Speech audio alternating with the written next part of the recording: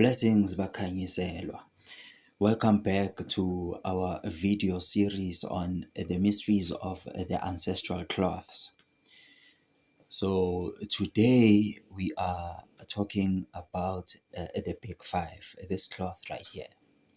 This cloth is a very sacred cloth, and it represents one of the deepest mysteries of initiation. This cloth is very special, and all the animals that are printed on this cloth are actually very sacred, and they are ancestral animals. This cloth, first of all, is for the type of initiates who are called Amanono. Ancestrally, Inono or Amanono are the children ancestral spirits. But by true definition, Inono is a shapeshifter. In Zulu, a shapeshifter is called Inono, and in Xhosa, it's called Inuna. So therefore, the initiates of this cloth are the type of initiates that are gifted with shapeshifting. The gift of shapeshifting is a very natural and an ancient gift. If you listened to the video where I spoke about the mystery history of the initiates, I mentioned that there was a time when humans didn't have a fixed form. We could naturally change into any form. And at this time, all of us were natural shapeshifters. Now, this gift goes back to that. One might even call it an ancient gift. The initiates of this cloth are the shapeshifters, and such initiates may find themselves having the ability to change form in dreams, and to them it comes naturally, right? To such a point where they can even master this gift.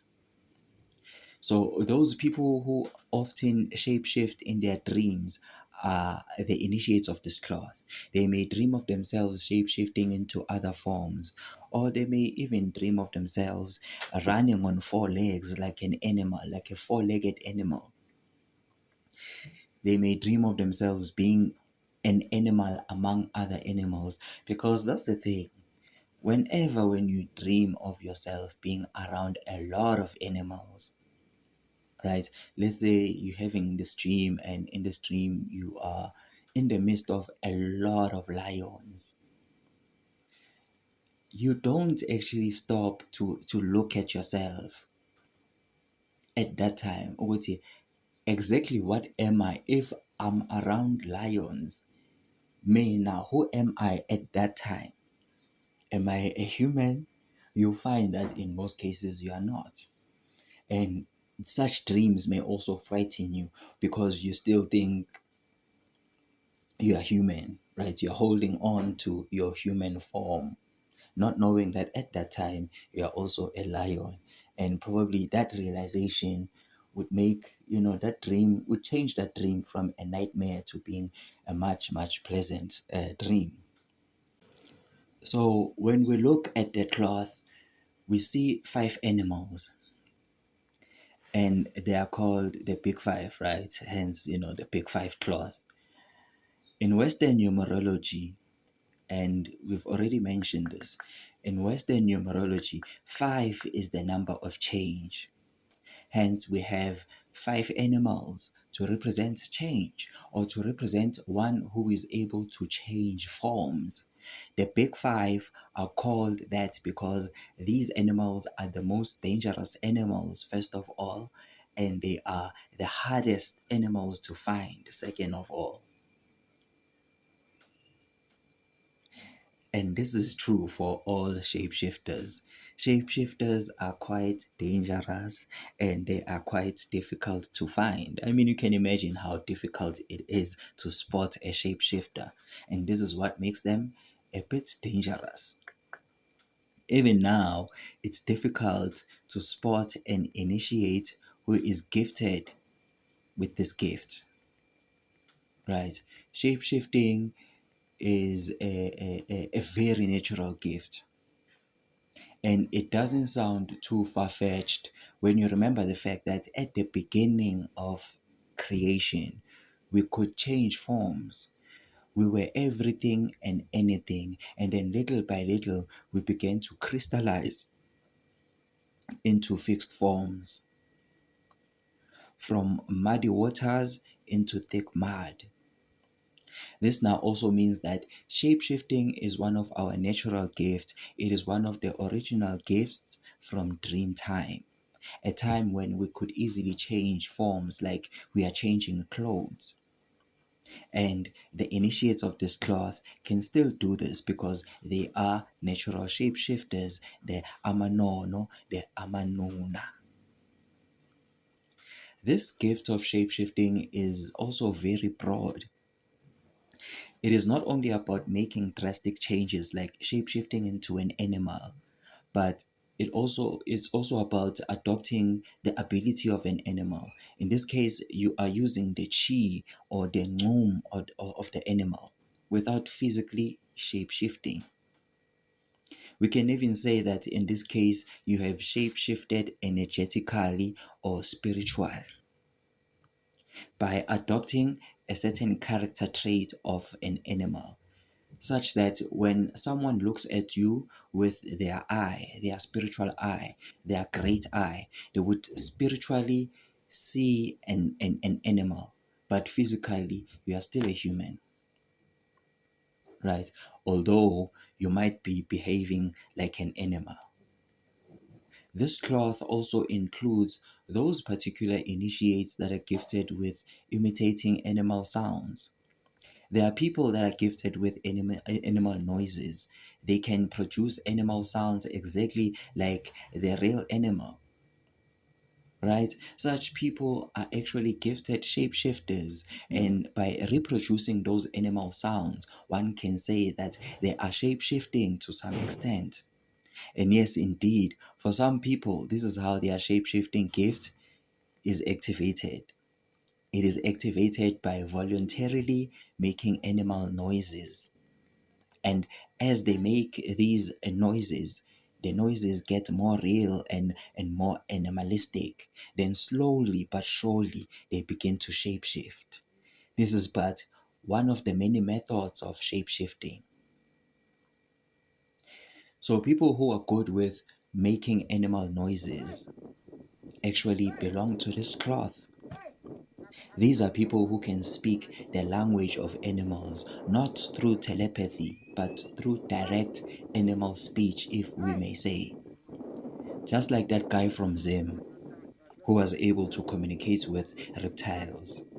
The type of reptilian species that is also associated with the alien shapeshifters Amanon. So on this cloth, we have those who are able to make a total change physically, right? We have those who can channel the power of an animal without physically changing. Then we have those who can reproduce animal noises with an uncanny accuracy, and some can even communicate with animals this way. This cloth also includes those people who are so connected to an animal, or maybe I should say, those who get so obsessed with an animal that they even change themselves through surgery so that they can look as close as possible like that particular animal. Right? Those people are actually affected by the energy of this cloth. Like this other woman who changed her features to look like a cat. Like it's weird. And that's the thing about the initiates of this cloth. Like they are quite weird and they can be obsessive. These are one of their symptoms.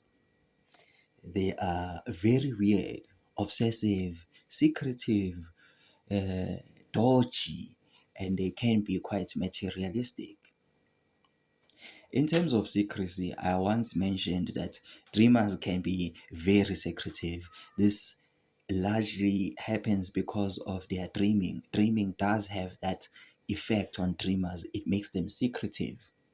But with shapeshifters, their secretive nature doesn't come from their dreams, but it comes directly from their energy makeup and their personalities, right? I don't know if I'm making sense. Shapeshifters naturally hide themselves, right? They have this special way of hiding themselves, and they naturally do so without even trying to do so. As a result, they are rarely found. These are the type of people who go and consult, and they will tell him that he's a sangoma. Others will say he's a nyanga. Others will say he's a prophet or whatever. All these people will be merely talking about what they are seeing, but they will only see half of the story because this person is hiding. Some will not even see much, not because this person is much powerful than the seer, no, but it is because this person is hiding. Sometimes this happens naturally when they don't feel at ease. Like when they go to a seer and they don't feel at ease with that seer, they will naturally hide themselves without even knowing, without even trying to do so. Shapeshifters are usually named after a particular animal. Like as initiates, they usually name themselves after that particular animal that they can shapeshift as. For example, on this cloth, we basically have a lion shaman who is able to turn into a lion, right? We have elephant shamans who can turn themselves into elephants, buffalo shamans who can turn themselves into buffaloes, leopard shamans who can turn, all those things, right? And they would sometimes even call themselves Omakosi, as in Umakosi webhubesi, or rather Umakosi bhubesi, Umakosi ndlovu, Umakosi ngwe, right? That is why when you ask some people, they will tell you that this cloth is for Omakosi. That is also true. This is also because this cloth is connected with royalty and kingship, just like the leopard cloth. That's why you find the leopard still printed on this cloth, right? There are many stories about kings or people of royalty who could shapeshift. Even the old kings all over Africa used to like spreading rumors about their abilities of shapeshifting. Even now, we still hear stories of royal members from different parts of the world who can change forms. That's why we wouldn't be far off when we say shapeshifting is a royal gift, because at some point in our human history, shapeshifting was mostly for the royal families, and even now, apparently. This is also because most of our royal families, even now, were seeded by shapeshifters. They are descendants of shapeshifters. In Zulu, we call these shape-shifting gods the Amanono or Inono. In Xhosa, they are called Amanuna or Inuna. These are the very same gods who are commonly known as the Anunnaki. We call them Inuna. The word Inuna and Anuna are the same, and they both describe a shapeshifter. The key in Anunnaki stands for a god. So Anunnaki means shape-shifting god. Anuna, shape-shifting, key, god, shape-shifting god. Anunnaki. In Sotho and in Setswana, we have other variations of this word, like the word Nononki or Nonoki, or even Nunangi, all of which mean a shapeshifter, and they are all variations of the word Anunnaki. Even in Asia, there's a name called Nonok. So the initiates of this cloth are connected to the shapeshifters Amanono, Amanuna, Dinononki, or Dinonoki, or even Dinonoka, who are the Anunnaki. These are the beings who came from space to the southern parts of Africa looking for gold. Many of their gold mines can still be found here in southern Africa. So this cloth is the southern African version. It's the South African version of the Anunnaki descendants, those particular initiates who are connected to the Anunnaki, the shapeshifters. This cloth, as I said, is also for royalty because most royal lineages are descendants of these shapeshifters. Royalty is also associated with wealth and money. That's why the word money and royalty are interchangeable. For example, instead of saying, I want my money, you can say, I want my royalties. It's the same thing. Royalty and money is the same thing. And when you look at our South African money, you will see that it has all the animals on this cloth.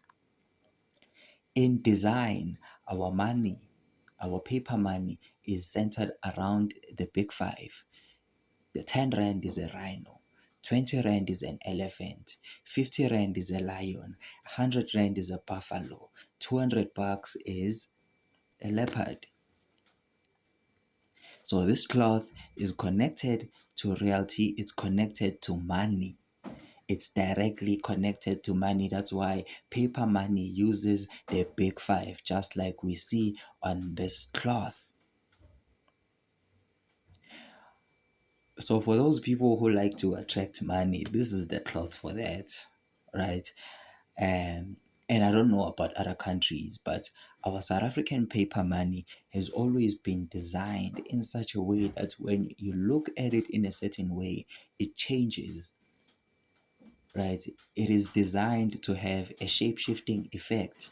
We see this happening so inconspicuously now more than ever. Our paper money here in South Africa has the image of Mandela along with one of the big five animals. When you look at this money over a light, when you project it over a light, you begin to see the image of Mandela imposed or juxtaposed upon the image of an animal. This creates an effect of a shape-shifting Mandela. It's like Mandela is changing into an animal or an animal is changing into a Mandela. You should check this out if you haven't seen it. It's actually very weird and a bit interesting. One can imagine the implications there, right? This is not just with South Africa. If there is a person printed on your money, no matter which country, if there's an image of a person, chances are that person is a shapeshifter. Anyway, let's not go there. All I'm trying to show you here is that this cloth is connected to money. And that's why I also said that the shapeshifters can be very materialistic. Shapeshifting has that effect. As much as dreaming makes initiates moody, shapeshifting makes initiates materialistic. I don't know if you get me. And I said this earlier when I was talking about the symptoms. Remember when we spoke about that ancient time when we used to be formless? We were all shapeshifters, we were everything, right? Then, after that, what happened? We materialized. This is now the effect that comes with shapeshifting. At a cosmic scale, when we shapeshift, we manifest into lower density, we crystallize. At a personal scale, when we shapeshift, we become more materialistic. Our energy focuses on the concrete side of things like money or even the darker side of spirituality. That's how concrete, we get. All these things are connected. Shapeshifting, royalty, money, the Anunnaki, Amanono, they are all connected under the mysteries of this cloth. On the other hand, the initiates of this cloth are not only limited to shape shifting into other animals, but they can shapeshift into different kinds of things like trees, water, fire, fog, stones, and we call them by the names like fire shaman, a water shaman, a tree shaman, and they usually have names that are connected with what they can shapeshift as, even if they are not animals. Such shamans can literally change themselves into water. Others can change into clouds or fire or fog. There are cloud shamans, there are fog shamans. We call them izangoma zombane, izangoma zamanzi, izangoma zomlilo, izangoma zamafu, etc. All of these are not just people who are connected to water spirits, right? Or people who can divine using clouds. No, these are people who can literally change into water. Sure. And in their purity, they need no spirits to help them do this. They need no ritual sacrifices. They only use their natural ability of shape shifting. And obviously, one can imagine it takes a certain kind of specialized knowledge to be able to do such things. There are many ways of shape shifting or many methods that can be used. Some methods are quite dark, some methods are pure. So here we'll be focusing on the lighter side of the gift, right? For example, dancing. Dancing is one of the ancient methods of shape shifting. There are initiates who were able to ritually dance until they actually shapeshift. This is what created the many varieties of animal dances from the Bushmen. And this in turn gave birth to the different kinds of spiritual dances in the southern parts of Africa. The Khoisans are the master dancers, and some of them, a few of them, mind you, can still shapeshift while they dance even to this day. Although dancing is but one way of it's one method, right? There are other methods that can be used to shapeshift. And as I said, other initiates start by imitating animal noises, for example. Shapeshifting is not just limited to changing form in a drastic way, but it is also about changing small details like changing your height or changing your size. You can change your complexion, you can change your race, you can change your gender, etc. Right? This now has to do with the finer details of the art of shapeshifting. One has to know a lot of things in order to do this. Fortunately or unfortunately, these days, only the witches are concerned with such an art. They use shapeshifting to do a lot of dark things. An old, weary grandmother turns into a flexible young woman at night. She is a grandmother during the day and a woman at night. Some witches often turn into certain animals, small animals like cats and rats or even other insects. But the thing about these witches is that this is not done naturally, right? It is done through possession. They themselves don't know how they do it, and this is not enlightenment. The minute you deactivate them, they lose all their power. So the witches don't really count, but we must consider the fact that they do shapeshift, right? In truth, shapeshifting falls under the mysteries of the trickster. This is because when you shapeshift, you must also know how to act. And acting is the work of a trickster. Even professional actors that we see on TV are shapeshifters to some extent. They change into different characters and roles. And to be able to act and be very involved in a character until you start believing that you are the character is but the beginning stages of shapeshifting. This is also one of the methods of shapeshifting. You start by imagining that you are an animal, and then you go on to believing that you are an animal until you actually feel like the animal itself. Then ultimately, you become that animal. This is exactly how actors work. Actors are like a dumbed down version of this gift. They can't change form, yes, but they can change their personalities, and they can also bring the intensity of their characters to life. And coincidentally, actors use the phrasing take five. This is actually a code important to everyone on set. Again, we see the number five. The number five is the number of the shapeshifter. And actors also use the number five. When an actor hears the number five, she knows it is her code, it is her cue.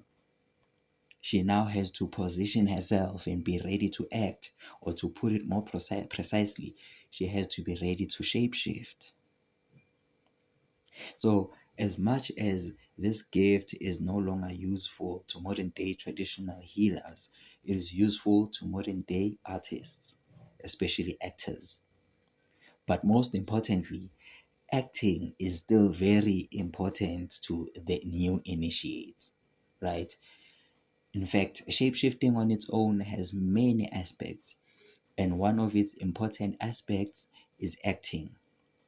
This is because shapeshifting is very much connected with acting, and when you shapeshift, you must also know how to act. I mean, it's obvious. If you shapeshift into an animal, you can't act like a human. You must act the part. So, acting is an equally important aspect of shapeshifting. Indeed, in the hands of a fool, this gift is dangerous.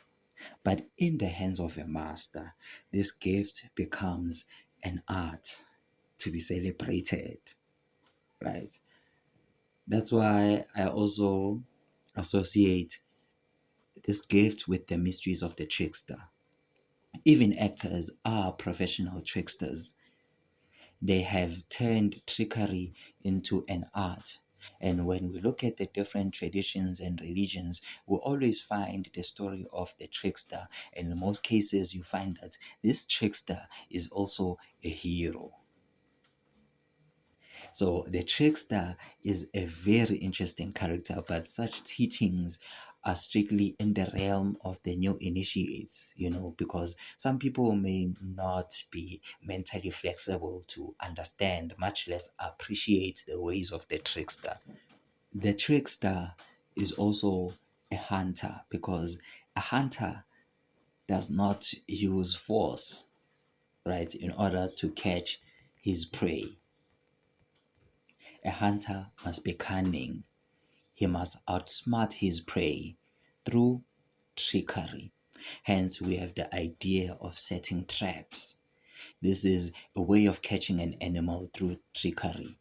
So, these are the mysteries of the hunter, right? And such teachings were taught in the old tribes to all initiates, to everyone, you know. Before anything else, initiates would be taught how to hunt and how to survive in the bush. Hence, hunting is the basis of all initiates. A good initiate is also a good hunter, and a good hunter is also a good trickster and a good actor. This is still true even to this day. The teachings of the hunter are relevant even to this day. Hunting is very much connected with initiation, right? And the teachings of the hunters say that when you begin your journey as an initiate, you are usually hunted by the spirit. But when you awaken and you travel the journey of the spirit, you begin to be the hunter of the spirit. The initiated hunter knows that as much as he is hunting and setting traps for his prey. There are larger forces out there in the universe that are setting traps for him and hunting him with an equal amount of intensity and hunger. These are the wisdom teachings of a hunter, all of which belong to the mysteries of this cloth right here. Beyond hunting, on a much broader scale, this cloth covers the teachings of the transmigration of the soul. We are all shapeshifters in a larger scale because we are all undergoing a process of changing forms from one human incarnation to another and from one transmigration to another. Through transmigration, we shapeshift from mineral to grass to plant to animal to human, reptilian, bird, star. On the other hand, every 11 years, our cells are completely renewed. We are literally not the same person we were 11 years ago, even on a cellular level. Some people count this in terms of 9-year cycles. Others even say these are 7-year cycles. This largely depends on the school of thought. So, in one way or the other, we are all shapeshifters. Even when we grow up and grow old, we literally change forms. We are forever changing. Bakanyiselwa, there is a lot that I would like to share, but let us end the video session for now. We'll continue with this on the part 2, but let me just leave you with this. Bakanyiselwa, this is a very sacred cloth. It has its own mysteries, it has its own gifts, it has its own burdens, it has its own initiation, and through transmigration, it has its own ascension. Yo, I'm rhyming a lot. Bakanyiselo, there's a lot here. I actually wanna bring this into closing, but I feel like it's not gonna be fair for us to just close without resolving the issue of the Amanono and the children ancestors, because I'm sure a lot of people out there who already know Amanono as the children ancestral spirits might be asking themselves a lot of questions when it comes to that, right? So let's explore that before we close. Now, we already know that traditionally, Amanono are regarded as the children ancestors. This is because the word inono, no, also means something that is small, like a baby, or something that is tiny, like a particle. Another variation of this word no is nana. No and nana are the same. Nana means something that is small and tiny. Hence, we often refer to a baby as nana. There's also a slang word for a small car called nanana. They call it nanana because it is small. This is the same with the word no. You can also refer to a baby as no. The word no and nana are also often used as play words, play names, or a nickname for a baby. You hear people say, "Oh no, you're so cute," or "Oh nana, oh nanaki, oh nonoki." Sometimes these are actually people's names. Mostly associated with females, like umanono, unonono, unonokazi, nonoki. Right? Many of these people who have these names are usually tiny and short in stature, but like not all of them, right? Not all the time, but in most cases, they usually are a bit short and tiny. Even the word dinonokana means the tiniest of the tiniest or the tiniest creatures. All these words refer to something that is tiny and small. So it makes sense when Edlozini in the ancestral traditions they say Amanono are the small ancestors, the children ancestors, right? But then there's also another side to this word because the very same words that are used to refer to something that is small are also used to refer to a shapeshifter, right? The word Nana, which is used to refer to a baby, is also a name for a shape-shifting god called Nana. The word Nanana, used to refer to something that is small and even a baby, is also the name of a shape-shifting goddess called Nanana. The word Nono, which is also found in the word Dinonokana, referring to something small, is also a word that is also used to refer to a shapeshifter, as in Dinonoka. And this is also someone's name. There are people out there that are called Dinonoka. All these words are variations that describe something that is small, like a baby or a tiny creature. And at the same time, these words are used to refer to the Anunnaki, Dinonoka, Amanuna, Amanono, the shapeshifters. In terms of dream interpretation, when you dream of little children, the meaning of the dream is in two ways. Some people will say Yisluan, it's a creature disguising itself as a child. In other words, Amanono, as in a shapeshifter. Others will say, no, these are children ancestors. In other words, Amanono, as in kindred spirits. So you see how the word is actually playing out. Sometimes it refers to a creature and sometimes it's a child. Even in dreams, the connection between a child and a shapeshifter is there. But those are the mysteries that we are yet to cover on part 2 of this video. Before I even get carried away, because I did say that I'm closing now, but I hope that the issue is a bit resolved, especially where children and shapeshifters are involved. There are a lot of mysteries to be explored here. What can you say? It's crazy that I actually made a whole post about Amanono without saying much about the children.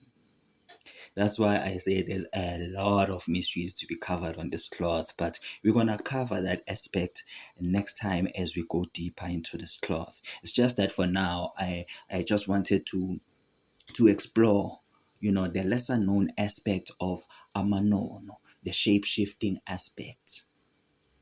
Otherwise, Bakanyiselwa, we thank you for joining us today. Do share, do subscribe, do leave a comment below, do like. Tsawe.